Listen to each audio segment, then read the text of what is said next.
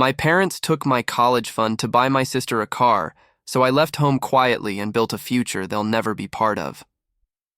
I'm a 19-year-old guy, and I've always been the responsible one in my family. That might sound like a compliment, but it never felt like one. In our house, responsible was just another word for invisible. I grew up in a modest home, not poor, not rich, just quiet, emotionally quiet. My parents weren't the type to say I love you or ask how your day was. They worked, paid bills, and expected us to do the same when no questions asked. Then there was my younger sister, Jenna, 2 years younger, louder, prettier, needier, and somehow, always at the center of everything. She got standing ovations for showing up. Straight B's? You tried your best, sweetheart. Forgot her homework? It's okay, baby. You're under pressure.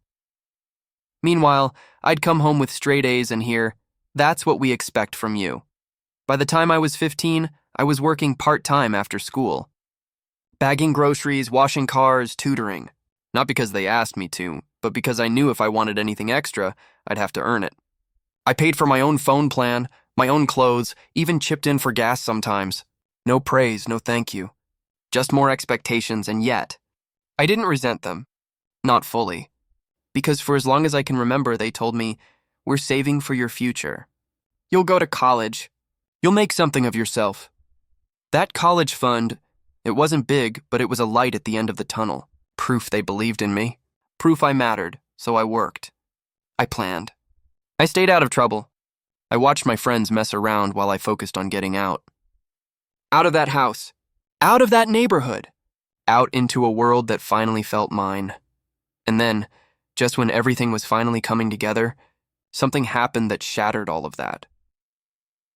When I got the acceptance letter from my dream university, I just stared at the screen for a few minutes like it wasn't real. It wasn't some Ivy League school or anything, but it was a respected state university. Good programs, decent scholarships, far enough from home to feel like freedom, but close enough to visit when needed. I'd worked my ass off for this, and in that moment, I felt seen. Like all the part-time shifts, late-night studying, and swallowing my pride finally meant something. I remember calling my boss from the tutoring center, barely able to get the words out. She screamed louder than I did. My friend Malik clapped me on the back so hard I nearly fell over. Even my math teacher, who'd been quietly rooting for me since junior year, said, "I knew you had it in you."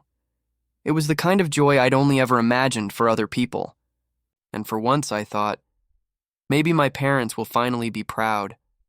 So I went home that evening with the letter printed in my backpack. I walked into the kitchen where Mom was sorting laundry and Dad was reading something on his phone.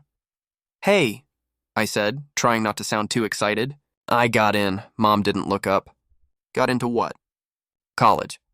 "The university I applied to, they accepted me." Dad barely blinked. "That's great," he muttered.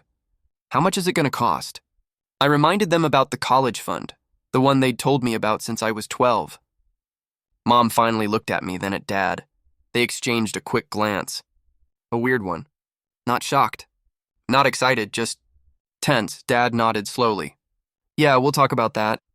"Don't worry." But something about the way he said it sent a chill down my spine. And a week later, that chill turned into something I'll never forget. It was a Saturday morning, one of those bright, early spring days where everything feels lighter, or at least it should have. I'd just come back from my shift at the grocery store, still wearing my uniform polo and half-zipped hoodie, sweat sticking to my back. As I turned the corner onto our street, I saw something that made me stop in my tracks. A brand new white SUV was sitting in our driveway. I blinked like maybe I was seeing wrong. Our family had always driven used cars, the kind that squeaked when you turned too hard and had duct tape on the mirrors. But this thing? It was clean, polished, shiny rims, the kind of car girls at my school used to post selfies in just to flex. Jenna was standing beside it, screaming with excitement while Mom recorded her on her phone. "Oh my God, are you serious?" "This is mine?" Dad laughed. "Happy early birthday, baby girl." I walked up slowly, like I was entering a dream I wasn't part of. "Whose is this?" I asked, though I already knew. Jenna turned around, beaming. "Mine, can you believe it?" "I'm not even 17 yet." I looked at my parents. "Where did you guys get the money?" Mom waved her hand like it was no big deal. "We made it work." She needed a car, especially now that she's doing driving lessons and helping with errands. Dad clapped me on the shoulder. Don't worry, son. You'll figure out your stuff too. But then Jenna said something that made my stomach drop. They used that account you were always talking about. That college thing? Guess it wasn't just for you. I didn't say a word. I couldn't. Everything around me was spinning, but they all just kept laughing, and in that moment, something inside me cracked. I barely slept that night. I just lay there staring at the ceiling, the echo of Jenna's voice playing on a loop in my head. They used that account you were always talking about. My chest felt tight, not angry, not sad, just hollow. Like something important had been scooped out and tossed away without a second thought. The next morning, I waited until Dad was alone in the kitchen, sipping his coffee and scrolling through the news on his phone. My voice came out calm, too calm. Did you use the college fund? He didn't even look up. We had to make a decision. Jenna needed that car. You told me that money was for college. You said you were saving it for me since middle school. He finally looked up, annoyed, not guilty. You're smart. You'll figure it out. Loans, grants, whatever. Jenna's the one who actually needed help now. My fists clenched, but I didn't yell. I didn't even blink. You always said if I worked hard, I'd earn my way out. That I'd have a shot, Dad snorted. Well, maybe we overestimated what we could afford. It is what it is. Then Mom walked in and dropped the final punch without even realizing it. Honestly, staying home and going to community college would be better for everyone. You could help out around here. It's more practical. I looked at both of them. I was done arguing. Done hoping. You never wanted me to leave, did you? I said, my voice shaking. You never believed I would. They didn't answer. Just went back to their routines like nothing had happened, and that's when I knew. This wasn't my home anymore. Not really. Maybe it never was. I didn't throw a tantrum. I didn't scream or pack bags in a fit of rage like some dramatic movie scene. No, I just shut down. Over the next few days, I went through the motions. Showered, ate, even helped Jenna set up her phone's Bluetooth in the new car like nothing was wrong. But inside, I was already gone. Every smile I faked was another brick in the wall I was building between me and them. I texted my best friend Malik. Is your couch still available? He replied instantly, always. So I waited until they all left one morning. Jenna was out taking selfies in a parking lot. Mom had a dental appointment. Dad was working a double. I packed a single duffel bag, clothes, charger, the college letter I kept folded like a prayer, and a photo of me from graduation. That was it. No goodbye note. No confrontation. I left my house key on the kitchen table beside a half-eaten banana and the electric bill. As I stepped outside, the sun hit my face in a way that felt different, sharper, like the world was just now waking up with me. I walked past the shiny SUV without looking at it. I didn't need to. I knew what it stood for. I didn't have a plan. Just a bag, a friend, and the slow-burning clarity that I wasn't going to let them clip my wings for someone else's joyride. They made a choice. And now, so had I. Malik's apartment smelled like old takeout and laundry detergent, but to me, it was freedom. His couch was lumpy, the springs creaked when I moved, and the living room window didn't quite shut all the way, so the city noise leaked in at night. Still, every time I lay down, I thought, this is mine. This is me, choosing me. No one yelling from the hallway. No one telling me to stay small. The first few weeks were brutal. I juggled my part-time grocery job with night shifts stocking shelves at a warehouse just to scrape by. Malik would hand me instant noodles and say, man, you're running on fumes. I'd laugh it off. But inside I wondered how long I could keep it up. I can't go back, I whispered once, half asleep on his couch. Not after what they did. You won't, he said. You're tougher than you think. On my breaks, I started scouring the internet for scholarships, grants, anything. I emailed professors, filled out forms until my eyes blurred. One night, bleary-eyed at 2 a.m., I stumbled onto a remote data entry internship. It paid pennies, but it was a foot in the door. I applied without thinking, and somehow, I got it. During the day, I typed numbers into spreadsheets. At night, I stocked shelves. In between, I taught myself online courses about logistics and supply chains, the stuff that made me feel like my brain was still alive. Every time my body screamed to quit, I pictured that SUV in our driveway. The way my father said, you'll figure it out. So I did. One spreadsheet, one shift, one sleepless night at a time. And then, just as I started to feel like I was finally catching my breath, something happened back home that made me stop scrolling and stare at my phone. It started with a photo. Someone from my old neighborhood tagged me in a post, one of those, "Look who's thriving" kinds of things. It was Jenna, of course. She was standing next to the SUV, dressed head to toe in designer gear, holding an iced coffee like it was a trophy. The caption? "Birthday Queen leveling up every year." The car had custom plates now.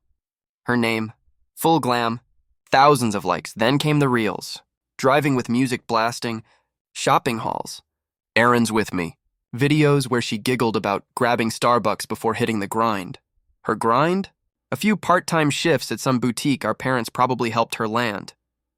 I watched from Malik's couch with a cold cup of instant coffee in hand and an empty bank account. I hadn't bought new shoes in a year. My laptop's hinge was held together with duct tape. But there she was, influencer lighting, caption filters, and hashtags like "blessed" and "our family support is everything." It didn't even make me angry at first. Just hollow, like I'd been erased. One night, an old neighbor messaged me, "Didn't you say you had a college fund? Kinda weird she's driving that car, huh?" That hit hard. I typed back, "Guess I didn't need it as much as she did." But I deleted it before hitting send. Instead, I closed the app and opened another logistics course. I studied until the sun came up. That next day, I stayed late at the warehouse, volunteering to fix a scheduling mess just so I could learn the software they used. I knew I couldn't match her shine, but I could build something she'd never understand, and that's when I met the man who would change everything. His name was Chris. Mid-40s, heavy-set, with a salt and pepper beard, and the kind of permanent scowl that made new hires terrified to breathe too loud. He ran the back end of the warehouse. Inventory, vendor check-ins, supply chain flow. Everyone called him Grizzly. I kept my head down around him for weeks. Just clocked in, did my job, clocked out. One night, though, I stayed late fixing a shipment error that wasn't even mine. Chris noticed. "You the kid who always stays quiet and works twice as hard as the rest of these clowns?" he said, arms crossed, a clipboard in hand. I guess," I muttered. He grunted. "You got a brain. You ever think about learning logistics?" I blinked. "I've been taking some online courses," Chris nodded once. "Good, come in early tomorrow. I'll show you how the routing system works." And just like that, everything changed. Chris wasn't warm, but he was real. He talked to me like I mattered. He taught me how shipments moved, how to spot errors in vendor lists, how to deal with delays without losing your mind. I started coming in before my shift and staying after, not because I had to, but because I wanted to. He even let me shadow his meetings with suppliers, made me take notes, gave me homework. "You're not just a grunt," he said one day, scribbling something on a whiteboard. "You've got grit. That's rarer than smarts." Those words stuck with me more than anything my parents had ever said. I was still broke. Still sleeping on Malik's couch. Still eating cheap ramen. But now I had something I hadn't felt in a long time. Direction. And just when things started to click, a message popped up in my inbox that made my heart drop. It was late, almost midnight, and the warehouse floor was empty except for the hum of the conveyor belts shutting down for the night. I was sitting at a desk in the corner, eating a smashed peanut butter sandwich when my phone buzzed. A new email. I almost ignored it. Probably spam. But something in the subject line made me open it. Final enrollment opportunity. State University. For a second, I thought my eyes were playing tricks on me. It was the university, the one I'd gotten into months ago before everything fell apart. I clicked it open, my hands trembling. "Your deferral period is about to expire," it read. "This is your last chance to enroll for the upcoming semester." I leaned back in the chair, staring at the screen. My throat felt tight. I'd buried that dream under night shifts and ramen dinners, told myself it was gone, that I didn't need it. And yet, here it was, flickering like a candle that refused to die. Chris's voice echoed in my head from earlier that day. "You've got grit." That's rarer than smarts. Could I really do it? Classes, work, bills. No safety net? My parents wouldn't help. They wouldn't even care. I stared at the email until my vision blurred. Then, without even fully thinking it through, I started typing. Financial aid forms, scholarship applications, anything that would get me in the door. When Chris came in early the next morning, he saw me still at the desk, bleary-eyed but buzzing. "What are you doing here?" he asked. I turned the laptop toward him. "I think I'm going back to school." He stared at the screen, then at me, and a slow grin broke through his usual scowl. "Good. About time you started playing offense. I didn't know it then, but clicking submit on that application would set off a chain reaction that would change everything. Not just for me, but for them too. It started as whispers. A few weeks after I got the email confirming my enrollment, I got a call from an old friend back home. I hadn't talked to anyone from that neighborhood in months, but his voice was urgent. "Hey man, you heard about Jenna?" I felt my body tense. "No, what happened?" "She wrecked the SUV, totaled it." My mind raced. "Is she okay?" "Yeah, she's fine. Shaken up but not hurt." "But dude, it wasn't an accident." She was live streaming, blasting music, not paying attention. Ran a red light. I didn't say much after that. Just listened. Over the next few days, more updates trickled in. The car was uninsured for that kind of reckless driving. The repair costs were astronomical. Jenna had dropped out of college, said it wasn't for her, and had started working part-time at a clothing store. She moved in with some guy she barely knew, and my parents, they were struggling. Apparently, the SUV payments had bled them dry. Mom's hours at work got cut. Dad took on a second job. Suddenly, the golden child wasn't so golden. Then came the call. My dad, the first time I'd heard his voice in almost 6 months. "Hey son, we've been thinking about you. How's school?" I didn't answer right away. "We were wondering if you might be able to help us out a little," he added, voice low. "Just while we get back on our feet." There it was. No apology. No acknowledgement of what they'd done. Just a hand stretched out when things got hard. I stared at my phone, heart pounding. Then I hit decline. I didn't block the number, but I didn't answer either, because for the first time in my life, I wasn't their backup plan. 3 years passed like a slow burn. Not flashy, not perfect, but real. I finished my degree part-time while working full-time hours. Some semesters I barely scraped by, but I got through them. Chris's mentorship turned into a full-blown opportunity. I joined a growing supply chain firm he referred me to, and I started climbing. Quietly, consistently, and somewhere in the middle of all that, I met Danny. She wasn't loud or overbearing, just kind, steady. One of the first people I'd ever opened up to about my past. She listened, not to respond, not to fix me, just to hear me. When I told her about the college fund, the SUV, the couch nights, she didn't pity me. She said, "I'm glad you left. Most people never do. We got engaged in the fall. Simple proposal. No big show. And when it came time to make the guest list, my parents' names never came up. Not once," Danny asked gently. "Are you sure?" I nodded. They made their choices. This day isn't about them. We had the wedding in a cozy garden space, nothing fancy, just laughter and people who'd actually shown up for me. Chris gave a speech that made everyone cry, even Malik, who pretended he had allergies. It was the first time in my life I stood in front of people and felt seen. Later that night, I checked my phone. One unread message, from Jenna. "Can't believe you're cutting off your family over money. Hope it was worth it." I stared at the screen for a long time. Then I typed back, "No. I cut off the people who taught me I didn't matter." And then I blocked her. It wasn't anger. It wasn't revenge, it was closure. But just when I thought the chapter was closed, my past came knocking, in person. It was a random Tuesday.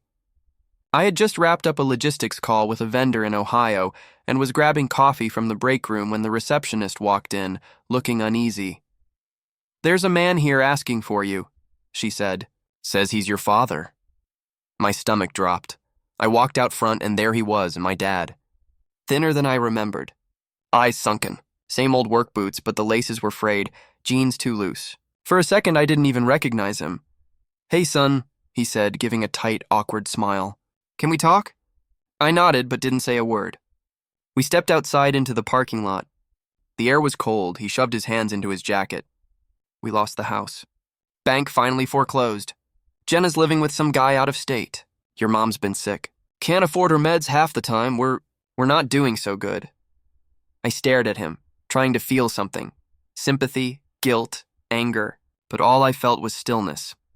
"We need a place to stay," he said quietly. Just for a while.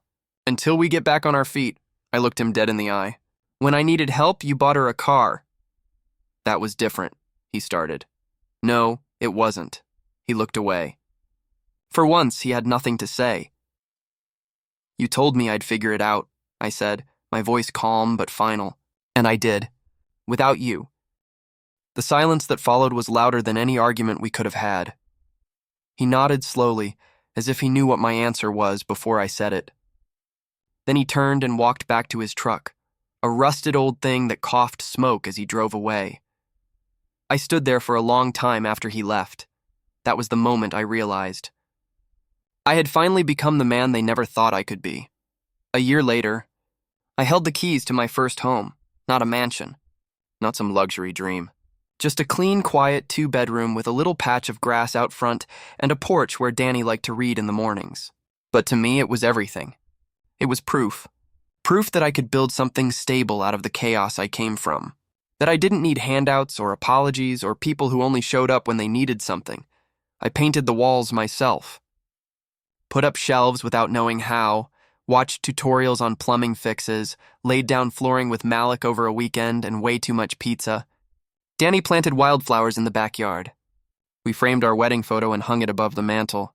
Our home wasn't big, but it was ours. Every inch earned, work was thriving too. I'd been promoted to operations coordinator, and a few months after that, I started my own consulting side hustle, helping small businesses streamline supply chains. Word spread fast. Clients came in through referrals. I wasn't flashy about it, but I made more in a month than my parents ever knew I could. Chris still checked in sometimes. You running the world yet, kid? He'd joke. I'm running my world, I'd tell him. That's enough. I mentored a few interns of my own. Kids like I used to be. Lost, overworked, underestimated. I saw myself in them, and I made sure they never felt as unseen as I once did. Every now and then I'd drive past my old neighborhood. The street looked smaller. The trees thinner. The house was still there, but it didn't feel like mine. It never really was. This one. This life, this home, I built this. And just when I thought the past was finally behind me, I got an email from Jenna. The subject line just read, "Hey, I almost deleted it without reading." But something, maybe curiosity, maybe that last sliver of the kid who used to care, made me open it. It was long. Way longer than I expected. She started by saying she knew she was the last person I wanted to hear from. Said she'd been sitting with the guilt for years. Therapy helped, apparently, a lot. She admitted the SUV was a mistake, that she never deserved what she got, and definitely didn't earn what she cost me. I didn't get it back then, she wrote. Everything was handed to me, and I thought that was normal. But now, I'm starting to see how unfair it all was. You were right to walk away. You deserved better. She didn't ask for money. She didn't even ask for forgiveness. Just said she wanted me to know she finally understood.